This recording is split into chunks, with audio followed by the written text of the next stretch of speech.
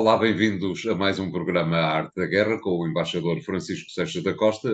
Para desta vez, como primeiro tema, pedirmos que nos ajude a analisar aquilo que foram as duas últimas semanas da guerra na Ucrânia, na circunstância de terem sido claramente marcadas pelo facto de a Polónia parecer ter perdido alguma fé, enquanto um dos países mais ativos na defesa dos interesses ucranianos face à invasão da Rússia. Mas também acaba por ser marcada, nestes últimos dias, por uma circunstância muito semelhante àquela que levou a Casa Branca a enviar uma carta a Kiev explicando que o regime de Zelensky ou faz verdadeiras ações contra a corrupção militar que graça no país, segundo a Casa Branca, ou isso, ou não o fazendo, poderá pôr em causa o apoio financeiro à guerra na Ucrânia. Como é que vê toda esta inesperada, diria eu, toda esta inesperada questão que está a envolver os bastidores da guerra, embaixador? Sim, de facto, esta semana, estes últimos 10 dias praticamente, foram muito marcados por um certo olhar exterior sobre a situação interna da Ucrânia e, em particular, como o António diz, sobre esse mal endémico que a sociedade ucraniana sofre e todos os setores, inclusivamente os setores militares e políticos, sofrem, que é enfim, uma onda de corrupção que é tradicional e que está ligada à imagem do país. Nós assistimos às decisões tomadas pelo presidente Zelensky no sentido de afastar alguns dos responsáveis pelo recrutamento militar em várias áreas, que se havia ligados a fatores de corrupção para evitar que algumas pessoas fossem para o serviço militar, mas a grande corrupção não está aí, a grande corrupção está manifestamente naquilo que é o encaminhamento do dinheiro do imenso dinheiro que vai para a Ucrânia e nas eventuais comissões que isso possa estar a dar à OAB. Há setores, há sinais um pouco por todo o lado de ucranianos muito ricos, digamos, a tirarem vantagens, pelo menos desta situação, não se sabe dos mecanismos financeiros ligados a esta guerra, e isso, em particular, numa sociedade como a americana, que paga um preço elevadíssimo pelo apoio que dá à Ucrânia, é muito difícil para explicar para os senadores e congressistas e representantes da Câmara de Representantes dos Estados Unidos que o dinheiro está a ser mal gasto e que eventualmente vai para mãos privadas, particularmente quando esse esforço é um esforço financeiro e mais do que isso quando a administração americana está permanentemente a pedir ao Congresso para dar mais dinheiro e para dar mais apoios. Nós sabemos, também vale a pena dizê-lo, para clarificação, esse dinheiro não são apenas malas de dinheiro que aterram em Kiev. Muito desse dinheiro, e estamos a falar de mais de metade do dinheiro que é anunciado nestes pacotes financeiros que a administração americana proclama regularmente, ficam nos Estados Unidos. Trata-se de compra de material de guerra que beneficia empresas americanas que produzem esse mesmo material de guerra. Portanto, grande parte desse dinheiro não chega a sair dos Estados Unidos e funciona como uma espécie de ajuda de Estado ao complexo militar industrial que é muito importante nos Estados Unidos e mais do que isso, é desigualmente importante nos Estados Unidos. Quero com isto dizer que é importante para uns Estados, não é importante para outros, porque há Estados onde há fábricas de armamentos ou de munições e os deputados e os senadores dessas áreas são naturalmente mais sensíveis à abertura das bolsas, da bolsa pública orçamental, do que são os de outros estados onde não há produção de armamento. Mas aqui, mais do que em Portugal, há uma ligação muito forte do deputado ao seu círculo de circunscrição, ao seu Estado, e nessa perspectiva os interesses diretos desse mesmo Estado estão em jogo nesta discussão. E, portanto, há aqui um problema grave que foi muito clara nesta ida de Zelensky aos Estados Unidos, particularmente nas perguntas que lhe foram feitas no Congresso, no sentido de dizer, diga lá o que é que fez com o dinheiro que lhe demos. Praticamente a história é esta, isto é, se com o dinheiro que lhe demos você conseguiu avanços no sentido de enfraquecer a Rússia, que é o objetivo americano, está dito, aliás, foi dito por um responsável militar americano há quase um ano, o objetivo é enfraquecer a Rússia. E enfraquecer a Rússia que é um inimigo tradicional, que é um adversário tradicional no plano mundial e que é uma ameaça óbvia para os Estados Unidos. Enfraquecê-la através de terceiros, que era a Ucrânia, sem cometer tropas no terreno, é um belo, digamos, é um belo negócio, se assim se pode dizer, em termos estratégicos para os Estados Unidos. Portanto, essa é a grande questão. E Zelensky tem que responder a essa questão, e teve que responder a essa questão.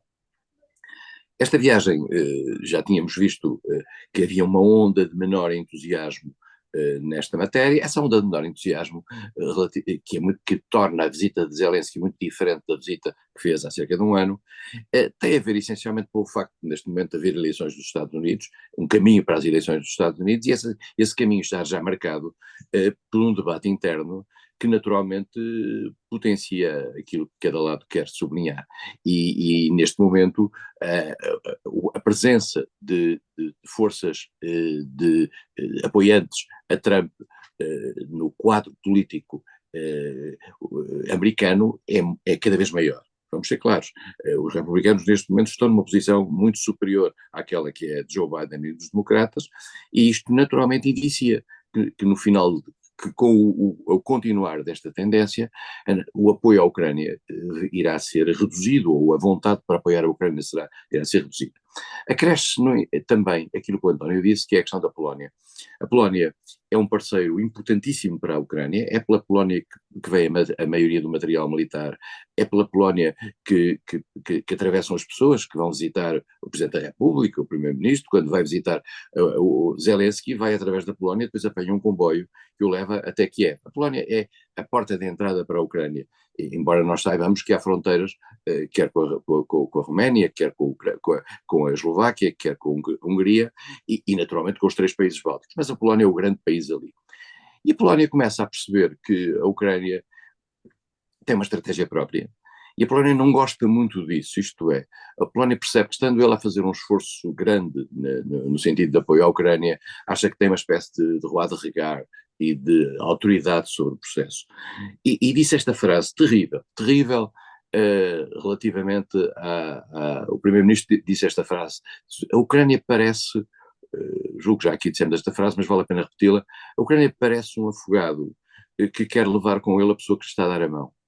O que significa, em primeiro lugar, que considera a Ucrânia um país em vias de ser afogado e tem medo que a Polónia seja arrastada nesse sentido. Isto é da maior gravidade. Isto depois foi diluído, porque isto tinha a ver essencialmente com a circunstância da Polónia ter reintroduzido a ideia de não deixar que os cereais ucranianos que iam de passagem fossem vendidos no território, porque isso contrariava os interesses dos seus agricultores.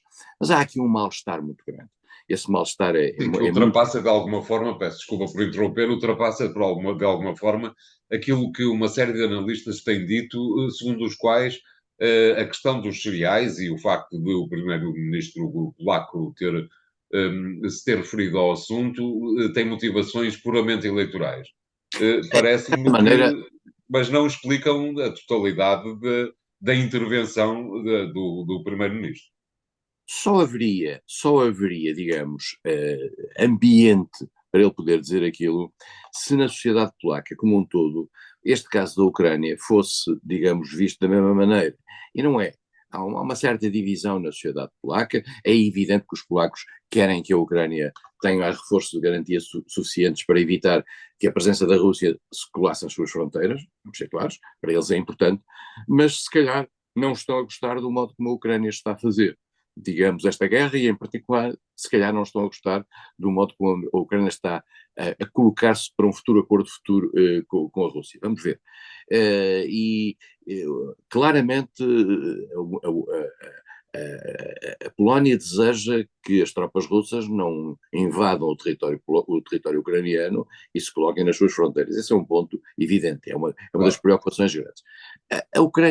A Polónia sempre quis, há muito tempo, desde o final da Guerra Fria, que a Ucrânia funcionasse como uma buffer zone, como uma zona de tampão. Claro. Essa zona tanto pode ser um país NATO, como ser um país neutral. Isso é o modelo, desde que houvesse garantias por parte do Ocidente.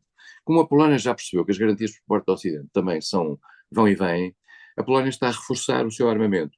e está a reforçar a qualidade do seu armamento no sentido de ter uma defesa autónoma suficientemente capaz para afrontar alguns riscos. E claro, vale a pena também dizê-lo, a Polónia é, no quadro europeu, um país cheio de ambições, nomeadamente para se tornar um dos novos polos da Europa unida do futuro, e ser assim uma espécie de fator agregador com os países bálticos e com os países ali à volta. Fator negativo que nós já falámos, para a estratégia da Polónia que nós já falamos na semana passada, é a circunstância que quer um país como a Hungria, quer um país como a Eslováquia, estarem num curso político que eventualmente pode ser, digamos, pouco consonante com as linhas na Polónia. Mas, curiosamente, os três países, Eslováquia, Hungria e Polónia, estão exatamente na mesma linha no tocante a não deixar que os cereais ucranianos possam vir a embaratecer os preços no seu país, prejudicando os seus agricultores. Muito bem, obrigado, embaixador. Vamos fazer aqui o primeiro intervalo do programa de hoje. Voltamos já de seguida com o segundo tema e até lá.